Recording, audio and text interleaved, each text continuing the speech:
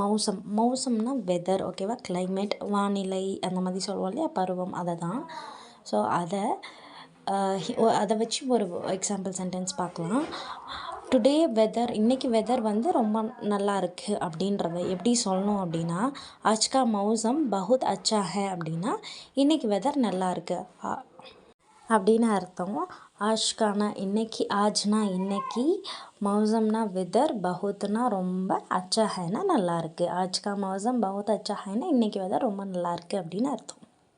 4வது வார்த்தை என்ன அப்படின்னா கிதாப். கிதாப் அப்படின்னா புத்தகம் அப்படின்னு அர்த்தம். கிதாபை வந்து ஹிந்தியில் ஒரு பெண் பாலை பார்க்குறாங்க.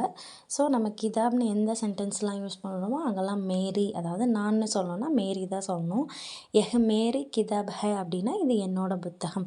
எஹ் இது, மேரி என்னோட, கிதாப் ஹைனா புத்தகம். ஓகேவா, இது என்னோட புத்தகம் அப்படின்றதுக்கு எஹ் மேரி கிதாப் ஹை அப்படின்னு சொல்லணும்.